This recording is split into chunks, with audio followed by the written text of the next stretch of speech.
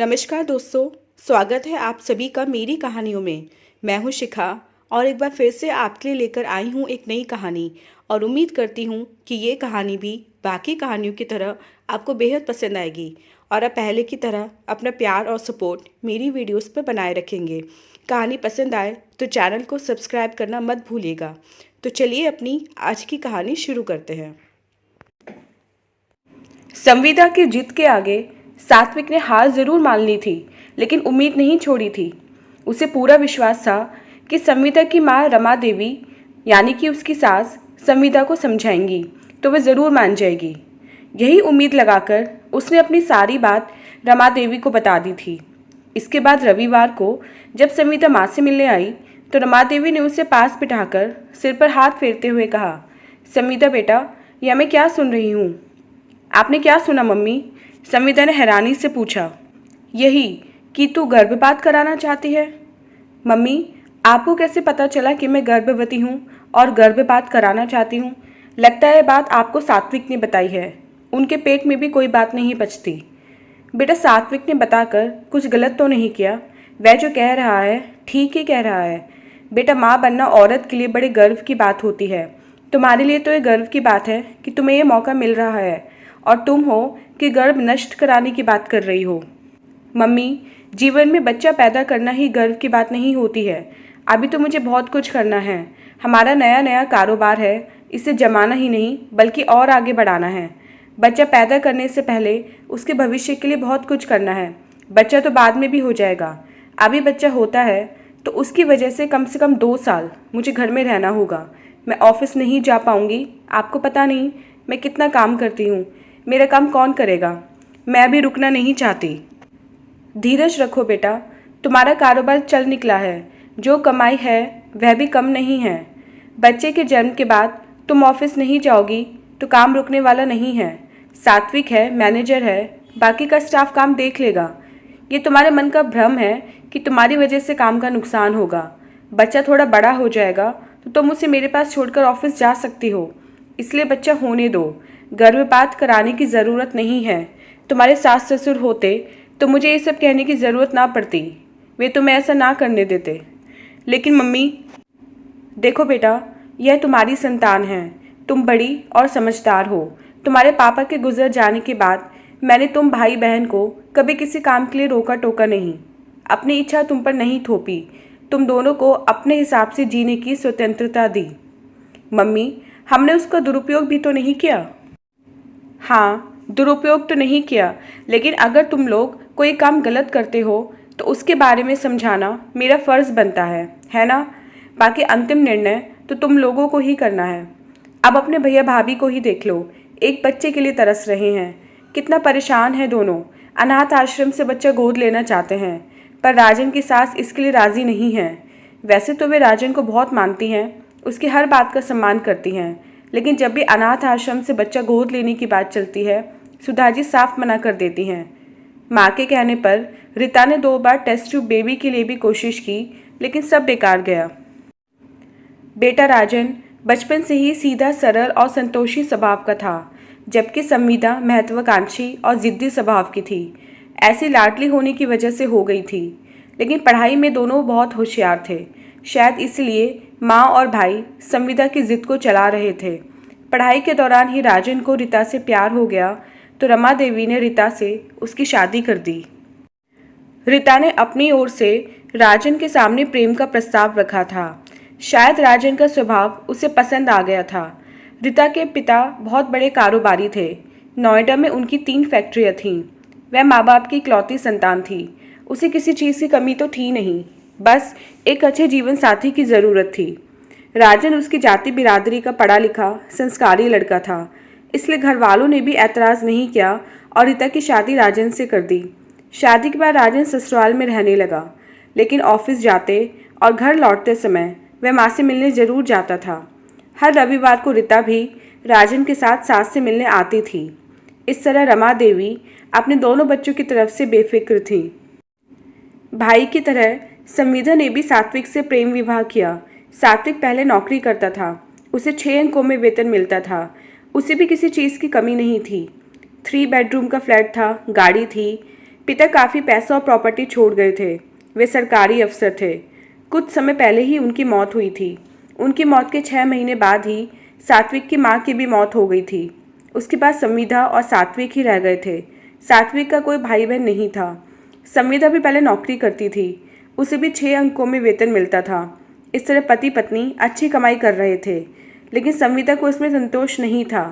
वह चाहती थी कि भाई की तरह उसका भी अपना कारोबार हो, क्योंकि नौकरी और अपने कारोबार में बड़ा अंतर होता है। अपना कारोबार अपना ही होता है। यही सोचकर उसने सात्विक को प्रेरित किया, जिससे उसने अपना कारोबार शुरू किया, जो चल निकला। कारोबार शुरू करने में राजन के ससुर ने काफ़ी मदद की थी। रमा बेटी को मनाने की कोशिश कर रही थी, पर वह जिद पर अड़ी थी।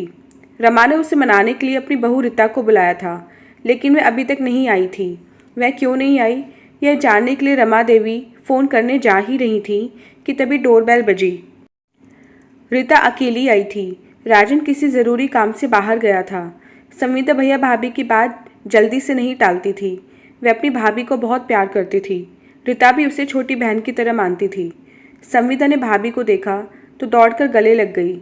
बोली, भाभी आप ही मम्मी को समझाएं, अभी मुझे कितने काम करने हैं, जबकि ये लोग मुझ पर बच्चे की जिम्मेदारी डालना चाहते हैं। रीता ने उसका हाथ पकड़कर पास बिठाया और फिर गर्भपात ना कराने के लिए समझाने लगी। यह क्या भाभी, मैंने तो सोचा था आप मेरा साथ देंगी, पर आप भी मम्मी की हाँ में हाँ मिलाने लगी। संविदा ने ताना मारा। खैर, तुम अपनी भाभी के लिए एक काम कर सकती हो। कहो, लेकिन आपको मुझे इस बच्चे से छुटकारा दिलाने में मदद करनी होगी। संविदा, तुम एक काम करो, अपना ये बच्चा मुझे दे दो। रीता, रमा देवी चौंकी। हाँ मम्मी, इसमें हम दोनों की समस्या का समाधान हो जाएगा। पराया बच्चा लेने से मेरी मम्मी मना करती हैं, जबकि संविदा के बच्चे को लेने से मना नहीं करेंगी। इससे संविदा की भी समस्या हल हो जाएगी और मेरी भी। संविदा भाभी के इस प्रस्ताव पर खुश हो गई। उसे रीता का यह प्रस्ताव स्वीकार था। रमा देवी भी खुश थी, लेकिन उन्हें संदेह था तो सात्विक पर कि पता नहीं वह मानेगा या नहीं। संविदा ने आश्वासन दिया कि सात्विक की चिंता करने की ज़रूरत नहीं है, उसे वह मना लेगी। इस तरह मामला सुलझ गया। संविदा ने वादा करने के लिए हाथ बढ़ाया तो रीता ने उसके हाथ पर हाथ रखकर गर्दन हिलाई। इसके बाद संविदा उसे गले लगकर बोली, लव यू भाभी। पर बच्चे के जन्म तक इस बात की जानकारी किसी को नहीं होनी चाहिए, रीता ने संविदा से कहा। ठीक समय पर संविदा ने बेटे को जन्म दिया। सात्विक बहुत खुश था। बेटे के जन्म के बाद संविदा मम्मी के यहाँ रह रही थी। इस बीच रीता ने अपने लीगल एडवाइज़र से लीगल दस्तावेज तैयार करा लिए थे। रीता ने संविदा के बच्चे को लेने के लिए अपनी मम्मी और पापा को राज़ी कर लिया था। उन्हें भी एतराज़ नहीं था। राजन के एतराज़ का सवाल ही नहीं था। लीगल दस्तावेजों पर संविदा ने दस्तखत कर दिए। अब सात्विक को दस्तखत करने थे। सात्विक से दस्तखत करने को कहा गया तो उसने एकदम कर दिए। यह बात संविदा को थोड़ी अजीब तो लगी, लेकिन उसने ज़्यादा ध्यान नहीं दिया। समय बीतने लगा। संविदा जो चाहती थी वह हो गया था। 2 महीने आराम करके संविदा ऑफिस जाने लगी थी। काफ़ी दिनों बाद आने से उसका काम कुछ ज़्यादा था। फिर बड़ा ऑर्डर आने से संविदा काम में कुछ इस तरह व्यस्त हो गई कि रीता के यहाँ आना जाना तो दूर, वह उससे फ़ोन पर भी बातें नहीं कर पाती। एक दिन रीता ने फ़ोन किया तो संविदा बोली, भाभी लगता है आप बच्चे में कुछ ज़्यादा ही व्यस्त हो गई हैं, फ़ोन भी नहीं करती। आप व्यस्त रहती हैं इसलिए फ़ोन नहीं किया। दिन भर ऑफिस की व्यस्तता, शाम को थकी मांदी घर पहुंचती हो, सोचती हूँ फ़ोन करके क्यों बेकार परेशान करूँ।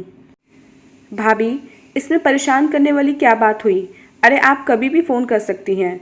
भाभी आप ऑफिस टाइम में भी फ़ोन कर सकती हैं, तब भी कोई परेशानी नहीं होगी। आपके लिए तो मैं हमेशा फ्री रहती हूँ। संविदा ने कहा, बताओ दिव्य कैसा है? दिव्य तो बहुत अच्छा है। तुम्हारा धन्यवाद कैसे अदा करूँ, मेरी समझ में नहीं आता। इसके लिए मेरे पास शब्द ही नहीं है। मम्मी पापा बहुत खुश रहते हैं, पूरा दिन उसी के साथ खेलते रहते हैं। तुम्हारे भैया तो दिन में न जाने कितनी बार ऑफिस से फ़ोन करके उसकी आवाज़ सुनाने को कहते हैं। शाम 4 बजे तक सारा कामकाज मैनेजर को सौंप कर आ जाते हैं। रात को खाना खाकर सभी दिव्य को लेकर टहलने निकल जाते हैं। दिव्य के आने से मेरे घर में रौनक आ गई है। इसके लिए संविदा तुम्हारा बहुत बहुत धन्यवाद। संविदा, अरे अरे दिव्य, संविदा मैं तुम्हें फिर फ़ोन करती हूँ। ये तेरा बेटा जो भी हाथ लगता है सीधा मुंह में डाल लेता है। छोड़ छोड़, इसके बाद दिव्य के रोने की आवाज़ आई और फ़ोन कट गया। ये भाभी भी ना, दिव्य अब मेरा बेटा कहाँ रहा? जब उन्हें दे दिया तो वह उनका बेटा हुआ ना, लेकिन जब भी कोई बात होती है भाभी तेरा बेटा ही कहती रहती हैं। पागल। बड़बड़ाते हुए संविदा ने फ़ोन मेज पर रख दिया। इसके बाद मोबाइल में संदेश आने की घंटी बजी। रीता ने व्हाट्सएप पर दिव्य का फ़ोटो भेजा था। दिव्य को रीता की मम्मी खिला रही थी। संविदा आनंद के साथ फ़ोटो देखती रही। रीता का फ़ोन नहीं आया तो संविदा ने सोचा वह रात को फ़ोन करके बात करेगी। इसी बीच संविदा को कारोबार के संबंध में विदेश जाना पड़ा। विदेश से वह दिव्य के लिए ढेर सारे खिलौने और कपड़े ले आई। सारा सामान लेकर वह रीता के घर पहुंची। रीता ने उसे गले लगाते हुए पूछा, तुम कब आई संविदा? आज सुबह ही आई हूँ। घर में सामान रखा, फ्रेश हुई और सीधे यहाँ आ गई। पानी का गिलास थमाते हुए रीता ने पूछा, कैसी रही तुम्हारी कारोबारी यात्रा? बहुत अच्छी। इतना ऑर्डर मिल गया है कि 2 साल तक फुर्सत नहीं मिलेगी। बेड पर सामान रखकर इधर उधर देखते हुए संविदा ने पूछा, दिव्य कहाँ है? उसके लिए खिलौने और कपड़े लाई हूँ। दिव्य मम्मी के साथ खेल रहा है। तभी दिव्य को लेकर सुधा आ गई। शायद उन्हें संविदा के आने का पता चल गया था। संविदा ने चुटकी बजाकर दिव्य को बुलाया। देख दिव्य, तेरे लिए मैं क्या लाई हूँ। इसके बाद संविदा ने खिलौना निकालकर दिव्य की ओर बढ़ाया। खिलौना लेकर दिव्य ने मुंह फेर लिया। इसके बाद संविदा ने दिव्य को गोद में लेना चाहा तो वह रोने लगा। इस पर रीता ने कहा, अरे यह तो रोने लगा। वह क्या है ना संविदा, यह किसी भी अजनबी के पास बिल्कुल नहीं जाता। संविदा ने हाथ खींच लिए तो दिव्य चुप हो गया। संविदा उदास हो गई। उसका मुंह लटक गया। वह कैसे अजनबी हो गई जबकि असली माँ तो वही है। संविदा जो कपड़े लाई थी अपने हाथों से दिव्य को पहनाना चाहती थी, लेकिन ऐसा नहीं हो सका। कुछ देर बातें करके वे सारा सामान भाभी को देकर वहाँ से निकली तो सीधे माँ के घर चली गई। वह माँ के गले लगकर रो पड़ी कि वह अपने ही बेटे के लिए अजनबी हो गई है। रमा देवी ने संविदा के सिर पर हाथ फेरते हुए समझाया कि वह जी ना छोटा करे। दिव्य थोड़ा बड़ा हो जाएगा, फिर खुद ही उसके पास आने लगेगा। उसने अपनी खुशी भाई भाभी को दी है, इसलिए अब उसे अपना बेटा मानकर मन को दुखी ना करे। इसके बाद संविदा को पानी पिलाकर उसके कारोबार और विदेश की यात्रा के बारे में बातें करने लगी तो संविदा उत्साह में आ गई। अब तक दिव्य 10 महीने का हो गया था। 2 महीने बाद उसका जन्मदिन आने वाला था। सभी उत्साह में थे कि खूब धूमधाम से जन्मदिन मनाया जाएगा।